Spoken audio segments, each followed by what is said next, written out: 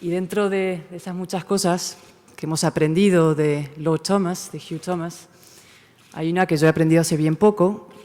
El día que le conocí me contó uno de los temas que ha estado estudiando recientemente. Me metí rápidamente a bucear en internet y encontré un artículo fascinante que ha escrito, que es que España, a finales del siglo XVI, en la década de 1570, llegó a plantearse la conquista de China.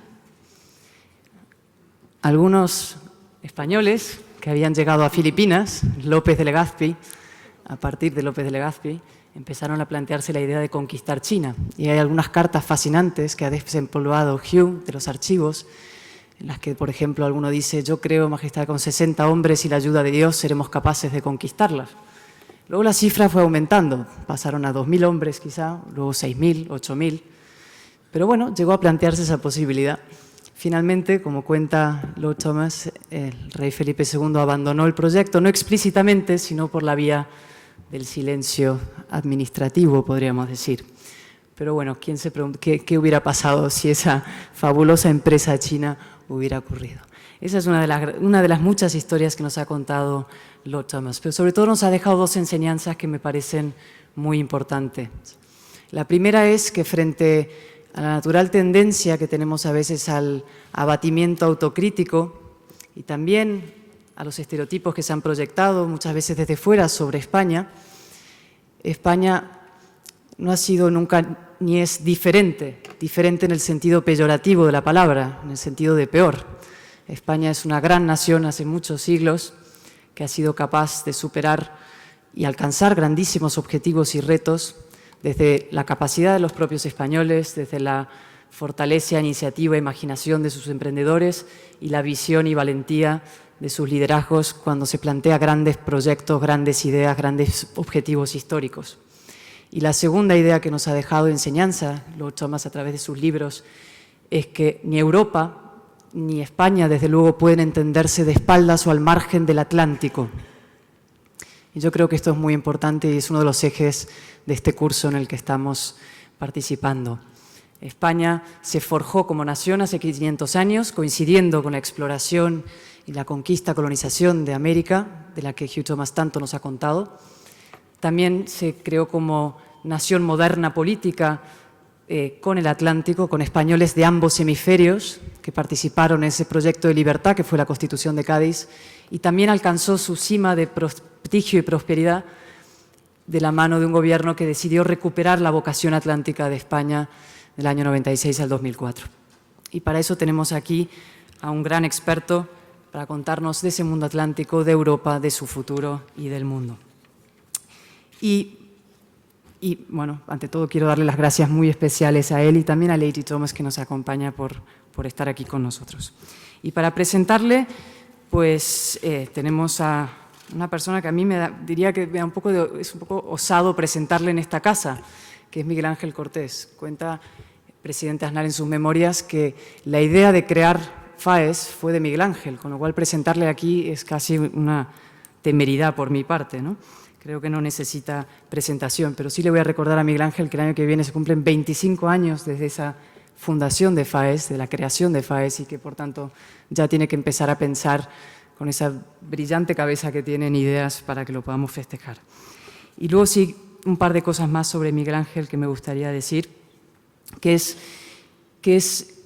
ha sido uno de los grandes impulsores de unos proyectos esenciales en lo que es la Fundación y lo que ha sido el Partido Popular, que es la visión de España como una gran nación europea y americana. Todo el proyecto iberoamericano del Partido Popular, la insistencia en que España tiene que tener ese vínculo iberoamericano, formar parte, impulsarlo, forjarlo, contribuir a ello, ha sido en buena medida gracias a la capacidad de iniciativa, el talento, el incansable trabajo de Miguel Ángel Cortés. Él tiene una visión política de ese sentido, de la importancia de España dentro de un conjunto atlántico, y por eso creo que es especialmente apropiado que pueda hablar con nosotros hoy, presentando a un amigo, a una persona que también encarna esa visión transatlántica, que es Lord Thomas. Yo le agradezco muchísimo a Miguel Ángel que ejerza hoy de presentador y por acompañarnos siempre en FAES, que es su casa. Muchas gracias, Cayetana. A ver si somos capaces de poner esa primera foto y luego las otras. esa, porque ese señor que ven ahí, con aspecto de ruso blanco, es Hugh Thomas, y el sitio es el monasterio de San José, en Medina del Campo.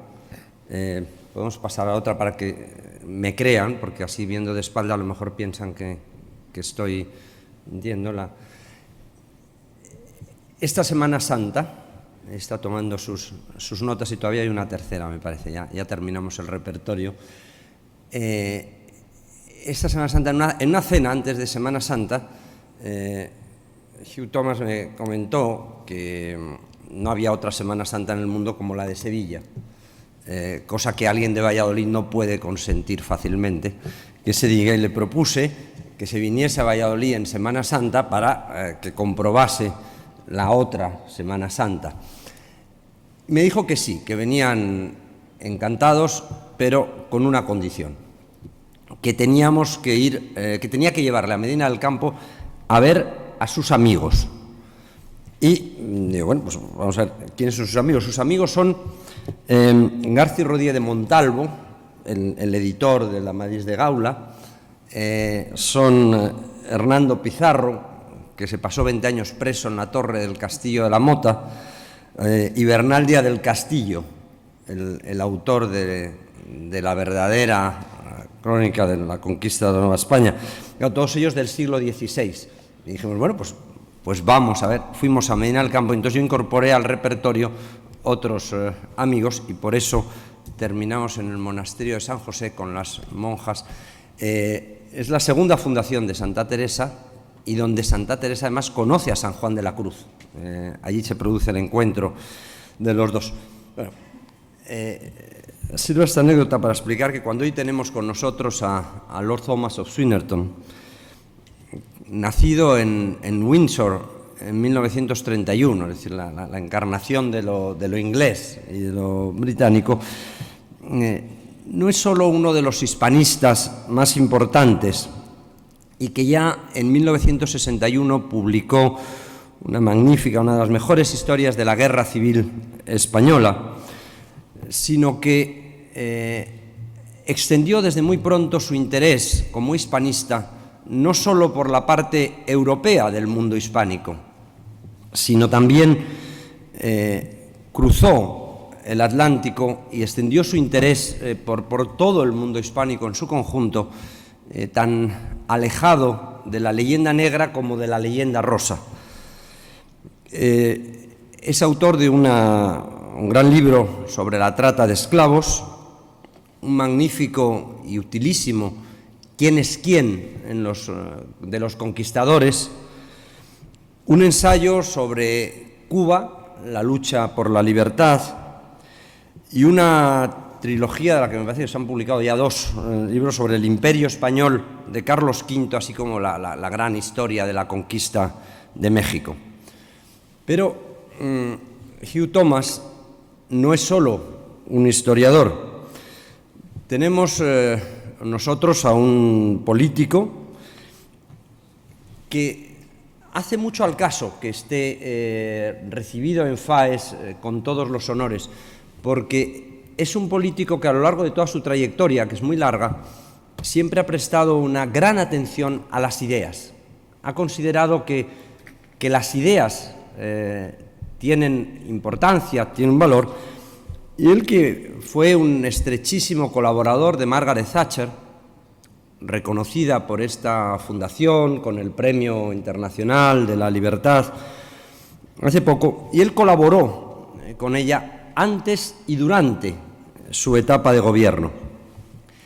Y entre 1979 y 1991 fue director del Center for Policy Studies, probablemente el think tank más influyente británico en el campo liberal conservador.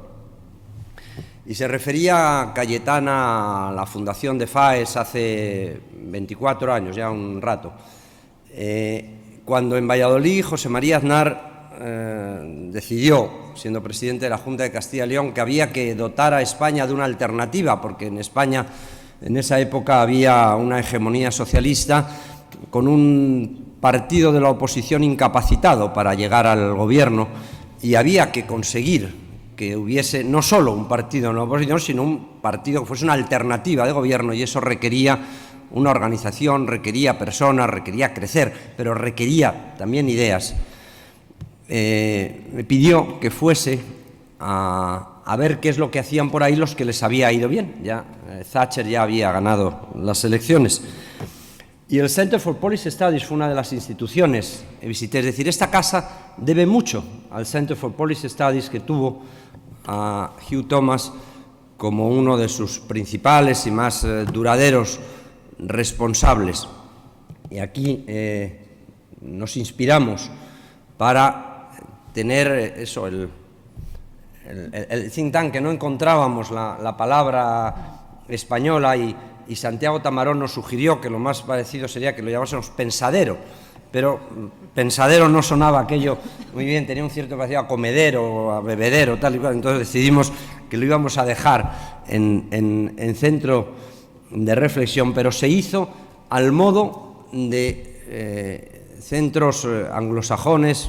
También estaba el Adam Smith Institute, el Institute of Economic Affairs, pero muy principalmente el CPS, el Center for Policy Studies, y de la mano de Hugh Thomas. Yo digo que hoy, además de tener el honor de poder presentarle, cosa que agradezco tanto, a Cayetana, creo que esta casa tiene una deuda de gratitud, que, si bien no es fácil de pagar, por lo menos hoy sirva este público reconocimiento a lo mucho que nos ayudó la tarea del Center for Policy Studies, de cómo las ideas. Creo recordar que en el centro había un cartel que ponía algo así como "Ideas have consequences", y eso lo tuvimos en FAES al principio, en San Agustín lo poníamos, las ideas tienen consecuencias. Era también un plagio, ¿no? Pero lo reconocíamos, siempre decíamos que eso lo habíamos copiado. Un intelectual, un historiador comprometido con la política sobre la base de las ideas y de los valores. Hugh Thomas tiene la palabra. Muchas gracias, Miguel Ángel. Y tú eres uno de mis amigos de Valladolid, pero posiblemente conozco a ti menos que conozco a Bernal Díaz o Hernando de Soto.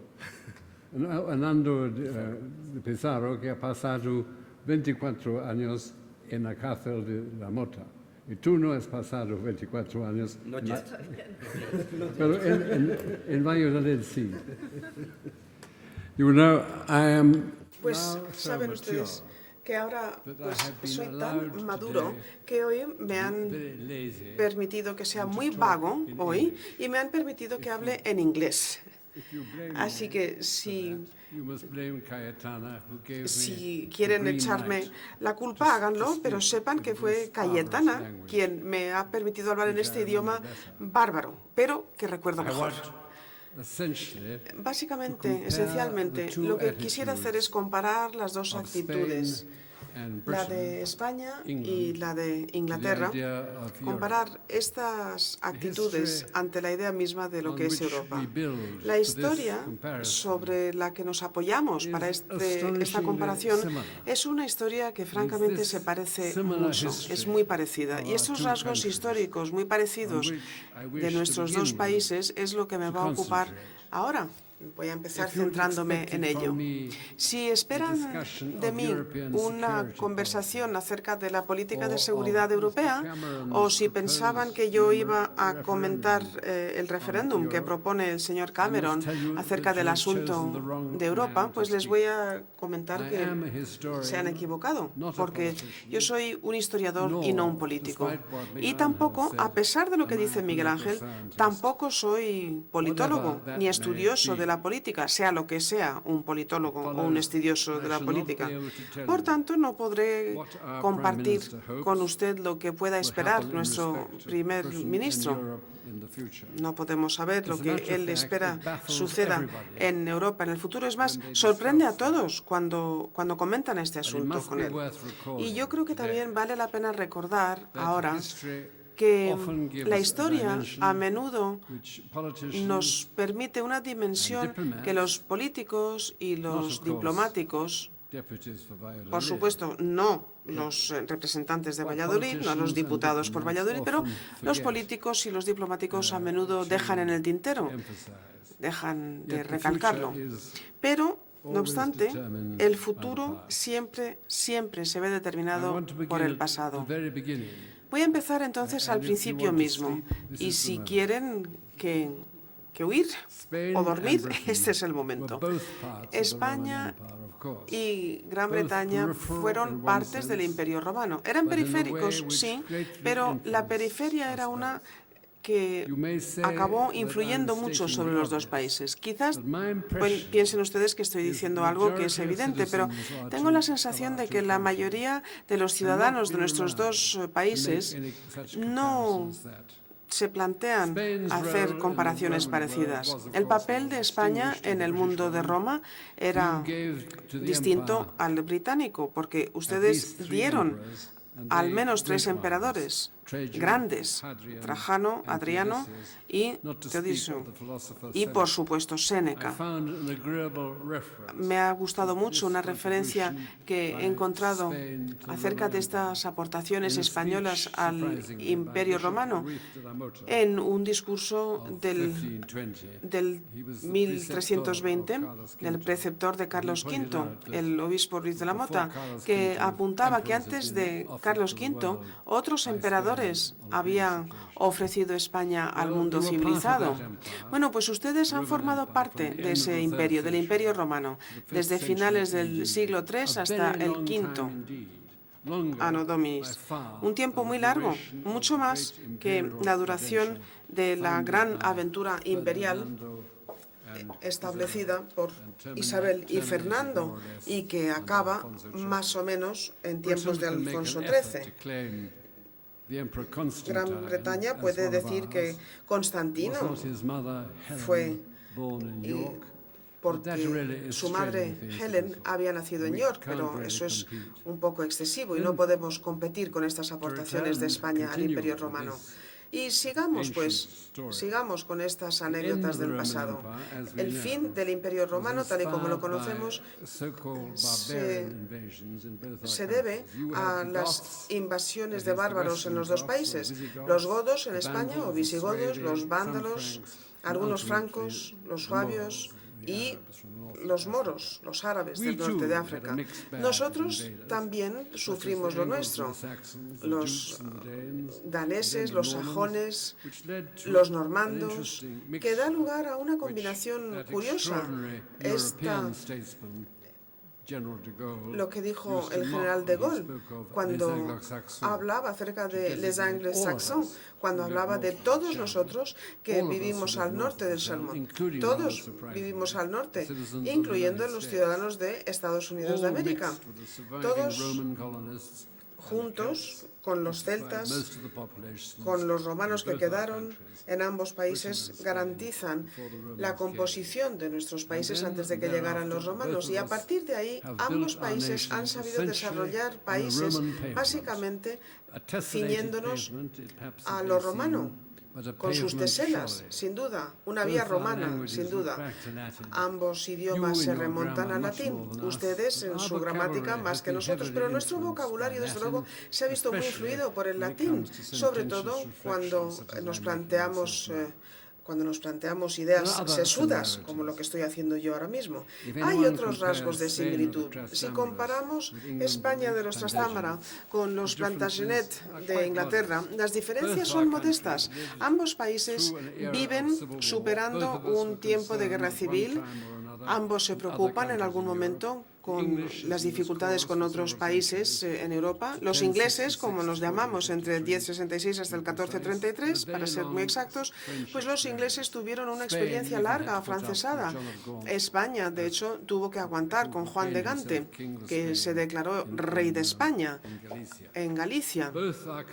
Ambos países también tienen una literatura que está muy en deuda a los romances de Arturo, y ambos países en el 16 comparten estos logros asombrosos de establecer un imperio en las Américas. España, por supuesto, llegó primero en este gran campo y llegado a 1600 había ya establecido una red colonial tremenda con sus catedrales, monasterios y palacios que Inglaterra no pudo replicar hasta muchos años después, y nosotros, los ingleses, como nación, pues no lo hemos valorado, porque los grandes edificios del Imperio Español del 16 yo creo que son descritos bien en el tomo tercero de una trilogía que acabo ahora acerca del Imperio Romano. Verdaderamente esos fueron años dorados.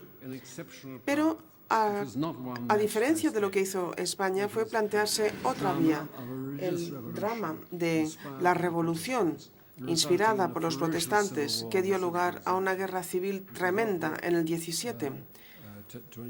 Sabemos que no acaba la guerra hasta finales de ese siglo, pero acaba efectivamente la guerra y nos deja, en parte, como consecuencia, con un sistema político que es más libre que el de cualquier otro país europeo.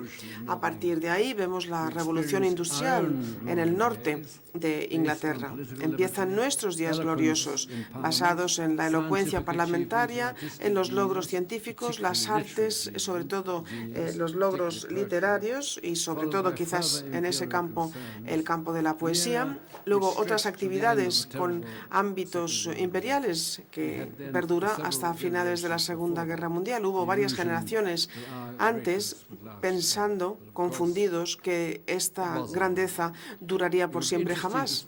No fue así.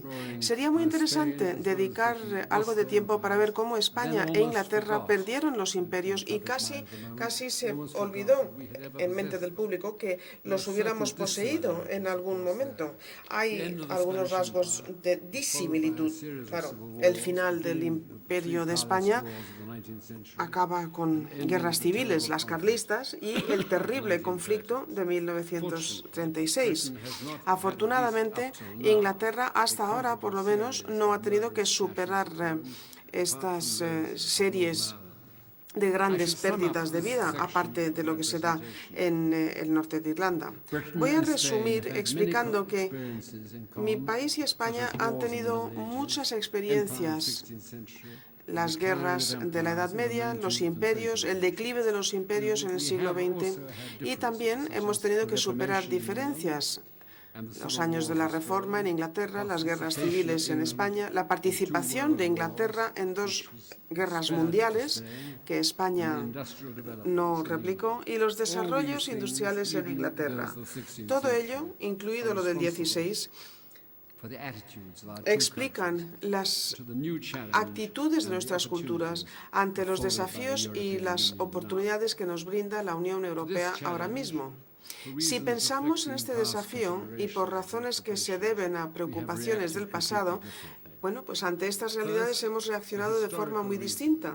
En primer lugar, por razones históricas, España siempre ha visto cómo sus liberales y sus conservadores se plantean que Europa, y Francia en concreto, son otra realidad. Aceña, Negrillo fueron a Francia como exiliados políticos, cruzaban Irún y era otra sociedad. Incluso hubo quien luchó con Primo de Rivera. La mayoría de los hombres españoles, los grandes hombres españoles, han visto cómo Europa misma es la forma de lograr cumplir con ese destino. Europa siempre parece que ofrece esta bienvenida. Claro, esto a veces es mala cosa y Francia, de hecho, siempre ha sido menos libre que Inglaterra, pero en España y en los países de Hispanoamérica, Francia siempre ha sido percibida como mejor. Esto no es así en Inglaterra. Decía el economista Keynes en su momento cuando hablaba acerca de las consecuencias de la paz, atacando el Tratado de Versalles en 1919, porque Inglaterra sigue un poco a las puertas de Europa. Inglaterra no forma parte del corpus europeo. Esta declaración seguro que valdría incluso ahora. Las explicaciones son varias, pero no plenamente satisfactorias. Hace poco hemos visto cómo se acababa el Imperio Británico y, de hecho, los países de la Commonwealth, cuyas reuniones presidimos siempre, de alguna forma dan a entender que seguimos involucrados en estos juegos de imperio. Desde el año 1917 han sido de una forma las cosas, y sobre todo desde el 41 con Estados Unidos de América. No acabo de entender si esta relación especial que nos ha unido desde la Segunda Guerra Mundial se supone que es la que rige ahora, pero la relación entre Inglaterra y Estados Unidos sigue siendo muy estrecha, cimentado por una historia común, incluidos, claro, los rasgos de la Constitución. Y también ha habido una serie de funcionarios públicos, de hombres públicos, que piensan que Europa no es un lugar que se asocia con la libertad, sino con la tiranía. Luis XIV, el Kaiser, Napoleón, Hitler, luego el comunismo. Yo quiero dedicar un poco de tiempo a comentar el trasfondo complicado que explica nuestro planteamiento inglés. El accidente de la historia explica por qué todas las organizaciones precedentes de las que hayamos participado, la Liga de las Naciones, la OTAN, la ONU, la Commonwealth, incluso los Consejos de Europa a principios del 19, incluían a Inglaterra, a Gran Bretaña. No estamos acostumbrados a trabajar como trabajamos ahora, en una organización cuyas reglas nosotros no hemos ayudado a redactar. Pero el diseño de la Unión Europea fue gracias a Jean Monnet, brillante y anglófilo, por cierto, cuyo conocimiento del comercio europeo emanaba de sus experiencias familiares, vendiendo productos, una buena base cuando nos planteamos un nuevo mundo. El dinero, entonces, fue importante a la hora de plantear esta unión entre Francia e Inglaterra, que el señor Churchill dijo en el año 40, diciendo que era un plan extraordinario. Los otros tres estadistas europeos que participaron en la construcción temprana de nuestra Unión Europea, todos eran demócratas cristianos. El señor Schuman, de Alsacia, que planteaba el uso común de Francia y Alemania de la región del Ruhr, el doctor Adenauer, que restauró después del 45 a Alemania, y el señor Alfidi, de Italia. En Cambridge, a principios de los 1950, tuve ocasión de acompañar al señor Schuman en la universidad y preparé mucho esa visita. Me aprendí todo lo aprendible acerca de Europa Oriental, pero el señor Schuman no quería hablar acerca del comercio, no habló de las estadísticas, solo como buen demócrata cristiano, solo quería hablar acerca de la cristiandad y yo ahí sí que no estaba preparado. Ahora voy a hablar un poco acerca de la participación verdadera de Inglaterra y España en esta idea de la colaboración europea, sus aportaciones. Espero que... pensé que me estaba diciendo que tenía que poner fin a mi presentación. A Castro le permiten pausar. No tiene nada que ver con eso, no tiene nada que ver, no. Bueno, ahora, como decíamos, entonces, voy a hablar un poco acerca de la involucración de España y de Inglaterra en esta idea posbélica de la colaboración. Se trataba, creo yo, según el señor Monnet y sus amigos, se trataba, como digo, de de establecer muchas capas finas de colaboración, muchas capas finas de armonización, desde, por ejemplo, el tamaño de los vasos y abarcando la cantidad de grasa en la leche, pues Europa de pronto se ve que puede conseguir objetivos sin necesidad de una gran conferencia en Versalles, ni en Colonia, ni en ninguna parte. Alemania y Francia se acostumbrarían tanto a colaborar que la idea de una nueva guerra sería impensable. A Inglaterra se le invitó a que participara en esas conversaciones primeras acerca de Europa en los años 1950. El ministro del gobierno laborista, en su momento, Kenneth Younger, que era amigo, fue a visitar al entonces ministro de Asuntos Extranjeros, que era un señor un poco vasto, Herbert Morrison, el abuelo, de hecho, del Lord Mandelson, político actual.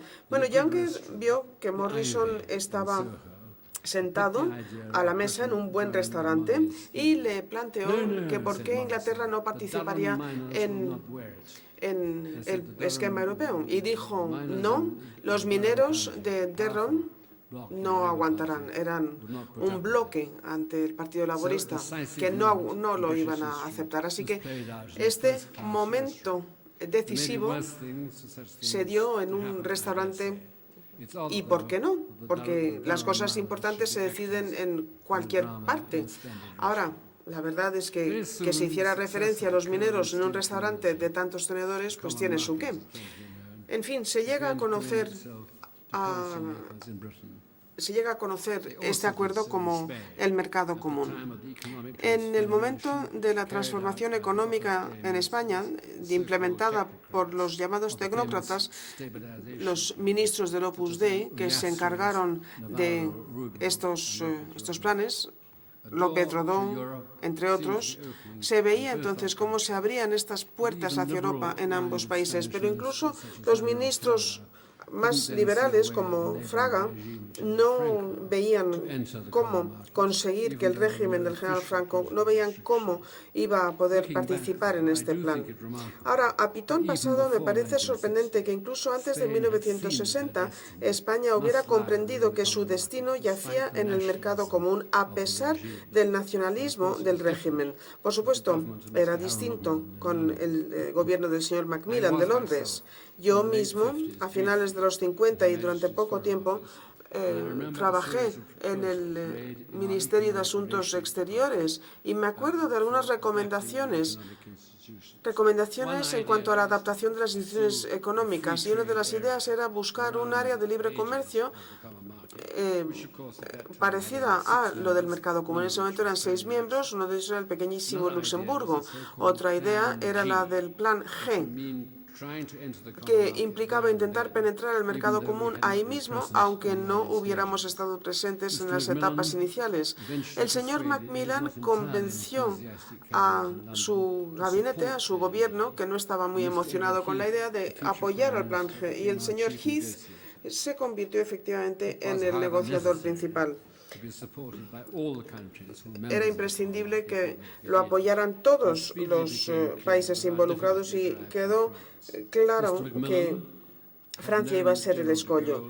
El señor Macmillan había conocido al general de Gaulle durante la guerra en Argelia y pensaba que superaría la oposición francesa, pero a principios del 63 el general de Gaulle ejerció uso del veto y fue terrible.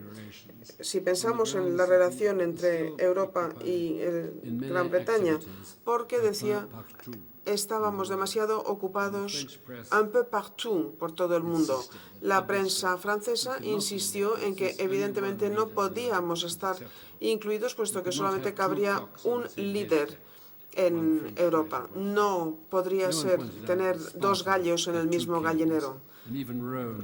Roma, en sus mejores días, en tiempos de la República, tuvo 2 cónsules, Eso se dijo. Y la verdad es que no sé por qué ningún sistema político ha experimentado con un liderazgo bicéfalo. Quizás Europa misma sería un buen lugar donde poner esta teoría a prueba.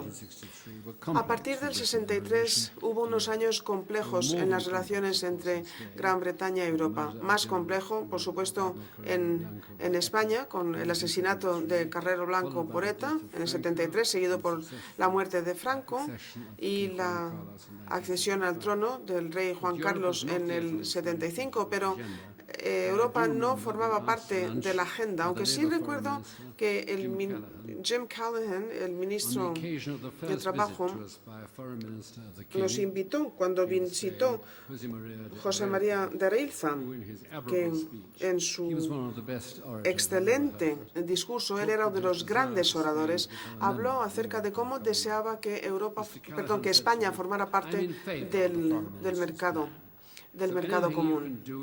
A mí me dijo mi jefe: estoy muy de acuerdo con esta idea y cualquier cosa que pueda hacer usted para apoyar será agradecida. Por supuesto que eso hice.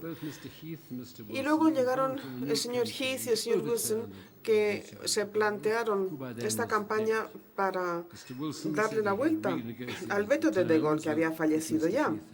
Se planteó entonces una nueva negociación, pero nadie llegó a entender exactamente a lo que se referían los políticos y nadie recordaba cuál iba a ser esa renegociación. La consecuencia fue que ahí vimos cómo se celebraba el único referéndum en el año 75 sobre este asunto y, de hecho, acabó con la unidad del Partido Laborista durante una generación, porque el partido votó por 2/3 partes el permanecer dentro de la Unión. Esto, desde luego, debería de haber zanjado el asunto para siempre, pero la mayoría de nosotros sabemos que no fue así, porque desde el año 75 hemos sido testigos en Inglaterra. Hemos sido testigos, como digo, de experiencias curiosísimas que no acabo yo, además, de entender por qué se dieron. En el 70 y en el 80, toda la pasión emanaba del Partido Conservador. Los laboristas básicamente estaban en contra. Claro que había excepciones a ambos extremos del espectro político, así que un grupo de laboristas dirigidos por el señor Jenkins apoyaba a Inglaterra en Europa, y por parte de los conservadores algunos hombres brillantes fueron siempre críticos, pero los líderes de ambos partidos, la verdad es que resultaron cristalinos en sus respuestas, y en esos años incluiríamos a Margaret Thatcher, que quería reformas en Europa, pero no quería abandonar. Algunos de sus admiradores ahora no mantenían esa postura y pensaban que Margaret Thatcher hubiera querido abandonar. Yo creo que no fue así en su momento. Los conservadores admiraban esa recuperación de vida del capitalismo. Hablo acerca de los 70, claro, que habían aportado prosperidad y riqueza al continente. Había permitido que Alemania Occidental, por lo menos, se recuperara. Otros decían que, al contrario, que la política europea había reanimado un capitalismo que no querían fuera el que prevaleciera. Los pequeños partidos liberales estaban a favor, claro, pero no eran lo suficientemente importantes como para ser tenidos en cuenta en ese momento. Pero en los 80 y en los 90, estas identidades, los pro-europeos y el Partido Conservador, los anti-europeos en el Partido Laborista, fueron sustituidos los unos por otros, de forma tal que los conservadores ahora son los anti-europeos y el Partido Laborista es el partido amigo de Europa. No puedo yo pensar en una inversión política en los 3 siglos anteriores, desde 1740. Por supuesto que hay excepciones. Por supuesto que ahora mismo hay pro-europeos en el Partido Conservador. Por ejemplo, el señor Kenneth Clark, inagotable, y algunos anti-europeos entre los líderes laboristas, pero podemos decir en general que estos partidos han cambiado de lugar. Las consecuencias en Inglaterra son que el señor Cameron, que es conservador, se ha comprometido a apoyar la realización del referendo en 2017, una vez haya completado una renegociación y una vez haya, en principio, ganado las elecciones de 2015. Puede que nos encontremos un poco como en el 75, ¿no?, cuando sucedió exactamente lo mismo, una renegociación seguida de un referéndum. Y ahí estaba el señor Wilson con su renegociación seguida del referéndum, en ese momento también muy apoyado por el Partido Conservador. Pero es poco probable que esta renegociación pues consiga grandes logros. Y yo mismo dudo que los países europeos puedan ayudar muchísimo a Inglaterra pensando en este deseo de cambios. Yo creo francamente que la idea del señor Cameron de celebrar el referéndum quizás no vaya a funcionar bien. Nosotros, sin embargo, nos planteamos tiempos difíciles en relación con Europa. Las opiniones están divididas. En el gobierno de coalición del señor Cameron, los liberales están a favor de Europa como siempre. Los conservadores no están seguros. Algunos de los más jóvenes, más brillantes, personas que me parecen admirables, pues dudan abiertamente, son escépticos, incluso hostiles. El secretario de Estado para la Educación, por ejemplo, ha dicho que él estaría satisfecho si dejáramos Europa. El señor Duncan Smith dice lo mismo. Nuevos y brillantes MPs como el señor Norman plantean quasi quate. Han escrito excelentes libros de historia, uno sobre Edmund Burke, el segundo acerca del imperio. También dudan abiertamente. El señor Hague, de Asuntos Exteriores, parecería estar de acuerdo. Todos los días vemos titulares en la prensa haciendo referencia precisamente a esta realidad. Hace falta un nuevo acuerdo en Europa o nos vamos. Los historiadores dicen que la Unión Europea está destrozándonos las vidas. Esto decía el Times ayer, que socavan las tradiciones legales inglaterras, erosionan la soberanía parlamentaria. Esto es lo que decía el Times ayer. Y yo creo que el señor Cameron ahora tendrá que esforzarse verdaderamente para decir claramente y de forma creativa cuáles son los aspectos que quiere revisar. No tiene que ser demasiado hablador, sino limitarse a explicar los cambios que busca y explicar cómo va a ser beneficioso para todos. Por ejemplo, que la legislación penal se deba delimitar a los Estados miembros.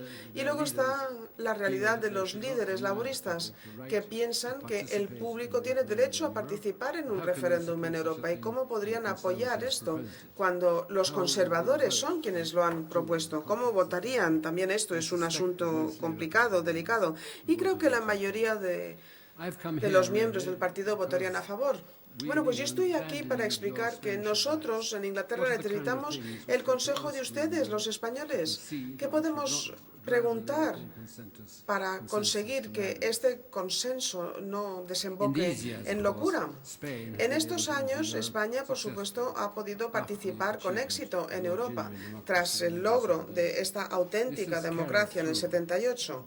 Esto lo hemos visto conseguido también por el gobierno del señor González. Su combinación fue muy exitosa porque el ministro francés, el primer ministro francés, se opuso demasiado claramente a la participación de Europa en el conjunto europeo. Lo que sorprenderá a generaciones futuras es que no hubo mucho debate. En Inglaterra sí, pero aquí en España todo el mundo estuvo de acuerdo en que ser miembros de Europa iba a ser sin duda ventajoso. Pero claro, estamos en un tiempo difícil en Europa por el fracaso relativo de la divisa. El euro no ha podido establecerse en este conjunto de países que son una confederación pero no una federación. Muchos piensan que Europa y el euro se podrán salvar solamente si Europa da los pasos necesarios para una unificación de poderes y proyectos. Yo creo que probablemente tienen razón. Personalmente, preferiría que Inglaterra participara. Claro que sí. Schengen es bueno, la divisa única es buena, pero no creo que sea muy viable, sobre todo la segunda idea. Y desde luego, si el señor Cameron sigue adelante con su referendo, pues veremos cómo aguanta el estar en esa situación, obligando, en vez de poderse remitir a los elementos positivos europeos. Pero yo creo que, en última instancia, la Unión Europea conseguirá una estructura que sea más parecida a lo federal. Los detalles, pues no entramos en ellos. Lo federal, la palabra misma, habla de justo lo contrario, de lo invasivo. Por supuesto que habrá presidentes o monarcas, y ahí tendremos que ver que el Congreso de Viena en 1814 y 15 no intentó restaurar lo que Napoleón ya acabó. Yo creo que tenemos aportaciones, podremos conseguir excelentes aportaciones. Sea cual sea la estructura europea que consigamos, desde luego que aportaremos mucho. Tenemos que pensar en la relación de Europa con los Estados americanos y con Australasia. Israel también, ¿por qué no pensarlo? A lo mejor un archipiélago intelectual del mundo libre. Esta idea, desde luego, España la podría proponer, vista la relación estrecha de España con países de Hispanoamérica y con países al otro lado del Atlántico en general. Tenemos que tener presente también, y llego ya al final de mi presentación, tenemos que pensar que en todos estos planes los movimientos populistas anti-europeos, por ejemplo en Francia los seguidores de la señora Le Pen, pues no consiguen resultados.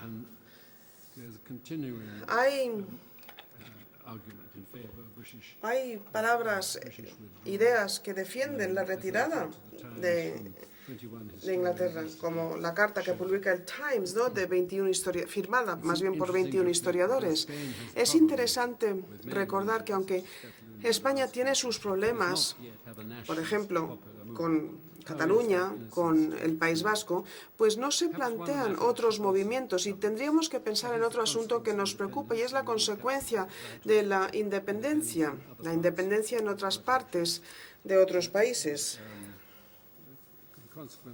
La consecuencia para la relación de la madre patria con otras partes de Europa. En Escocia, por ejemplo, esta idea de que pudiera, sin dolor, convertirse en un nuevo Estado dentro de la Unión Europea, pues tendrá que ser examinado, como se está haciendo en la Cámara.